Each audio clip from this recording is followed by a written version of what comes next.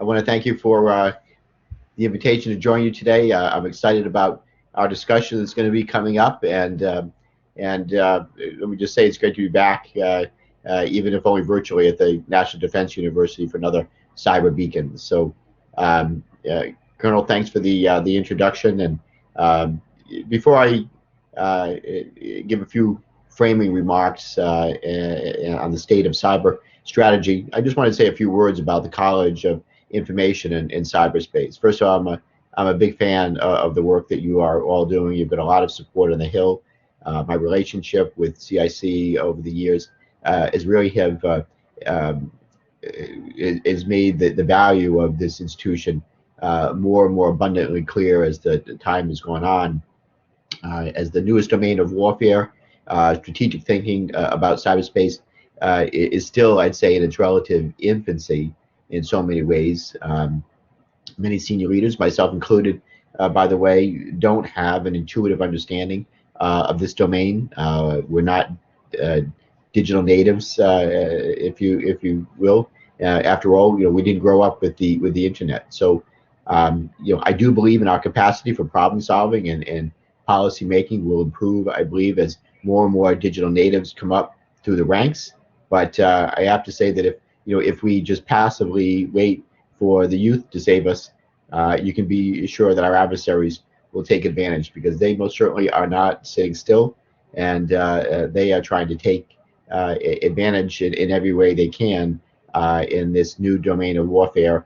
And where they see it in many ways as an asymmetric advantage, we have to counter any gains that they have made, confront in every way possible, and as well as deter. And as chairman of the Emerging Threats and Capabilities Subcommittee on the House Armed Services Committee, I've always viewed our role is to identify those areas where we have an advantage and do everything we can to keep it, and where our enemies and adversaries have gained an advantage and undermined our advantage, that we identify and flip that around to our advantage. So I believe here, in particular on cyber, that we really need to invest in scholarly institutions now to ensure that we can continue to innovate and compete in this digital domain. The CIC's emphasis on helping senior officers and civilians better understand cyberspace, I believe, is absolutely critical to maintaining our technical edge and advantage. What's more, that educational emphasis also supports a research mission to better understand strategic decision making in cyberspace. So CIC's research, I believe, is urgently needed now more than ever. My colleagues and I in the Congress are fully supportive of the DoD's cyber strategy and General Nakasoni's commander's vision for U.S. Cybercom. But one of the things that I ask of each of my quarterly briefings on cyber operations is what metrics do we have that this strategic approach is in fact working. So we have to ask ourselves, how do we see our adversaries responding to persistent engagement? Is this an optimal strategy, or are there our investments of millions being countered by our adversaries' investments of the thousands? So we're investing in the millions, they're investing in the thousands. Do they have the advantage? We need to really look at this. At the end of the day, these are the questions that General Nakasone has to answer. But without research, particularly social science research related to behavior, economics, and politics, he's not going to have the tools that he needs to answer them, quite frankly. So Congress has repeatedly recognized the role that CIC plays in conducting this research, and we're going to continue to press for CIC to maintain and expand its cyber-focused mission. While we recognize that every soldier, sailor, airman, and Marine will need to have some basic understanding of cyberspace, and particularly of the vulnerabilities that they can cause, we must also have leaders with deeper understanding of the strategic dimensions of cyberspace. The CIC is our military's premier institution for such education and for the research that drives it forward, and I will work steadfast with my colleagues to ensure that it remains so. So, with that said, I thought that I would offer some ideas and some thoughts on the state of cyber strategy as colored through my experience with the Cyberspace Solarium Commission before taking some questions, both from our gracious hosts, of course, and from the audience about the current state of play in Congress. So let me start off by saying that discussions of strategy consume the first half of our Solarium Commission proceedings, and I'm sure that many in the audience are familiar with our conclusions, and that's that the U.S. needs a strategy of layered cyber deterrence. We're very proud of that overarching finding, if you will, and the concept it puts forward. But let's unpack it for a bit to start with. First off, many of you may see clear lines between the Solarium strategy and the 2015 DoD cyber strategy. I can tell you that this is not an accident. We had several long conversations about whether to apply the deterrence paradigm to cyberspace. And while we did conclude that the language of nuclear deterrence was broadly inapplicable, we also agreed that deterrence, though, is possible in this domain, and our layered approach reflects this. And in fact, it's a key part of our concept, if you will, and our findings. So in the Solarium report, we talk about denying benefits to our adversaries. Our concept of denying benefits encompasses both the deterrence by denial and the resilience aspects of the 2015 strategy. Importantly, we view denying benefits as resonating across all elements of cyber risk. That's threat, that's vulnerability, and consequence. So two of these risk factors, threat and consequence, are featured in the 2015 strategy.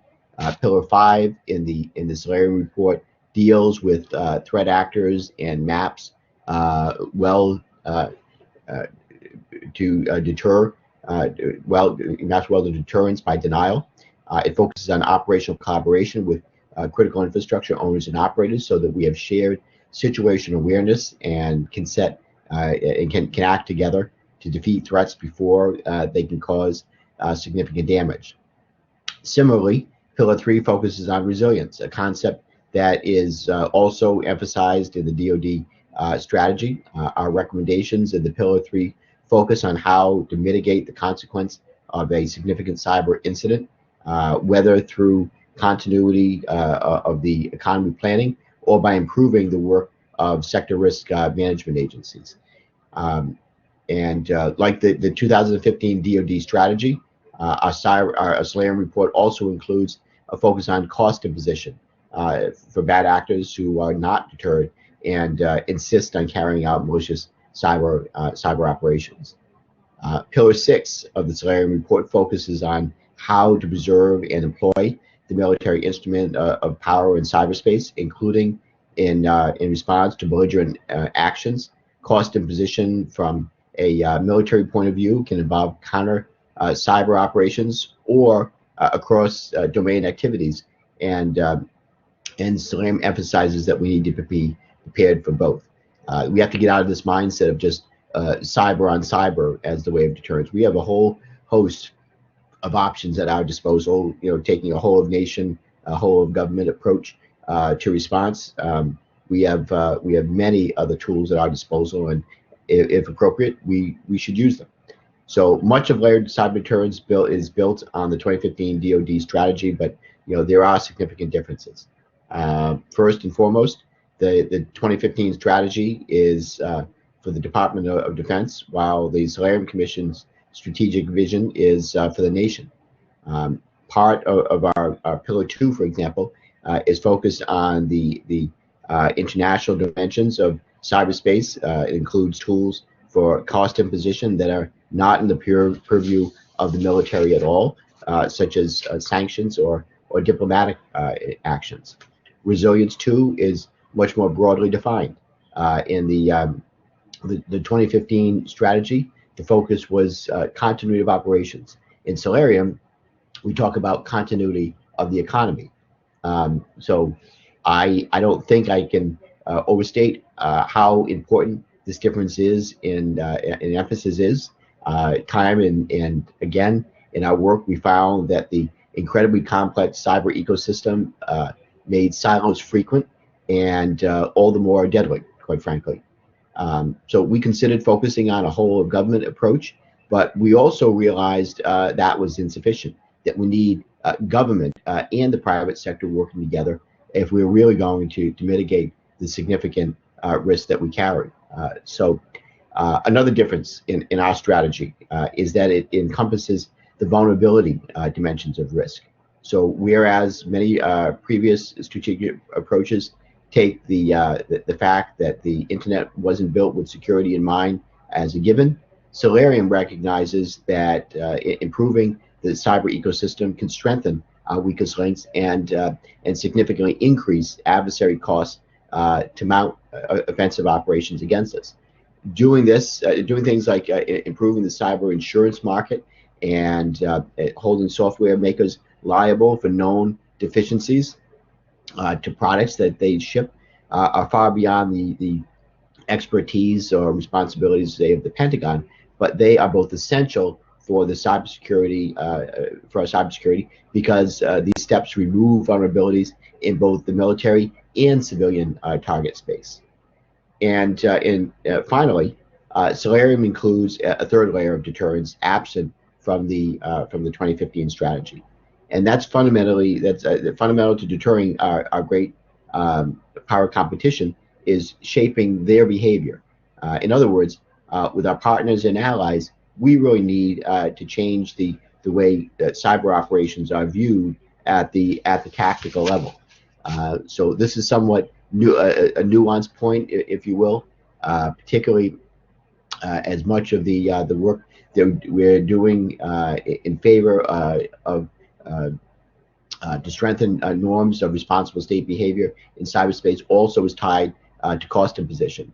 But after all, one of the triggers for having a cost imposed is for an actor to break the norms set forth by the international community.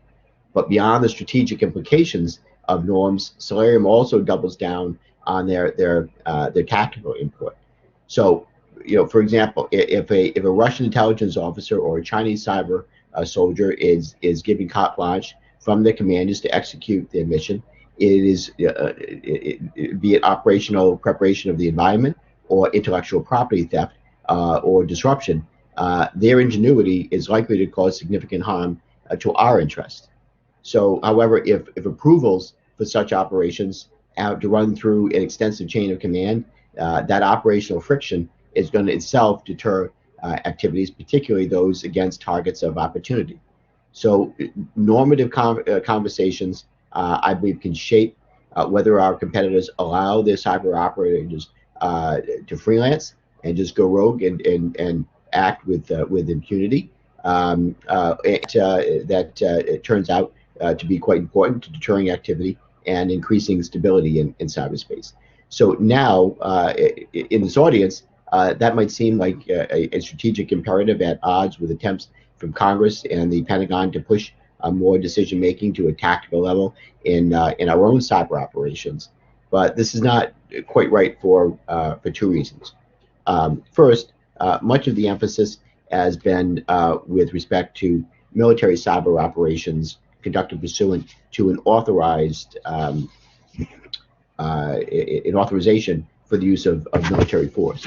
Solarium's strategy is definitely not about how to handle the cyber domain during wartime, and it should be viewed in that light. So we cannot have a cyber war plan any more than we would have an air war plan. We need to incorporate cyber into joint operations, just like operations in other domains. Second, we in the United States do not spend enough time explaining how certain off-network cyber operations can actually promote cyber stability. On the one hand, when the North Koreans accidentally released WannaCry on the world, it caused billions of dollars in damages, ratcheted up tensions, and generally destabilized cyberspace. Conversely, when US Cybercom took down Russia's Internet Research Agency, that counterforce operation actually removed a significant source of pollution on the internet. So taken as a whole, then, the Cyber Solarium's Commission's vision of layered cyber deterrence absolutely builds and work pioneered within DoD. However, our innovations in the 2015 strategy are not merely cosmetic. I believe that I see it as they're fundamental. The Pentagon has consistently underestimated the degree to which its own mission is affected by its peer civilian agencies and by the private sector.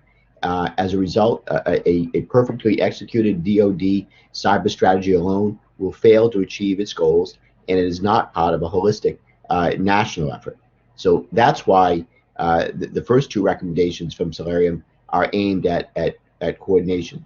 The president is directed to issue a new national cyber strategy that reflects this thinking, and Congress is advised to create an office of the National Cyber Director within the White House to implement the strategy across the whole of government.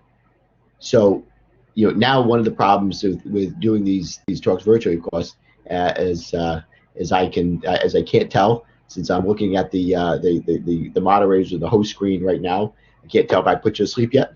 So at the beginning of the year, I spoke to thousands of midshipmen at the Naval Academy about my work in cyber, and the number of nodding heads for me was a useful metric on how I was doing.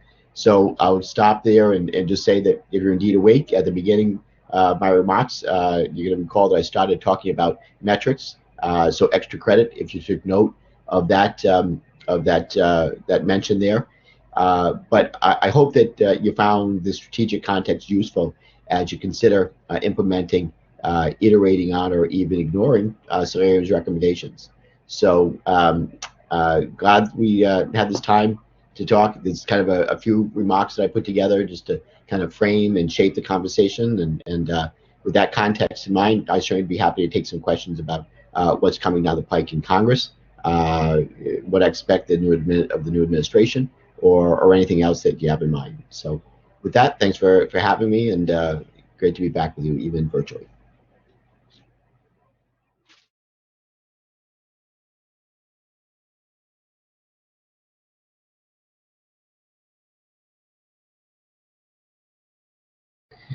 I would just thank you all for the attention you're paying to cyber. Again, I'm a big fan of CSC and the NDU, what you're doing on helping to create a broader understanding of cyber challenges, educating yourself so that you can also help to educate senior policy makers or senior leaders within the military. The work that you're doing is critical to strengthening the security of our country. So thank you.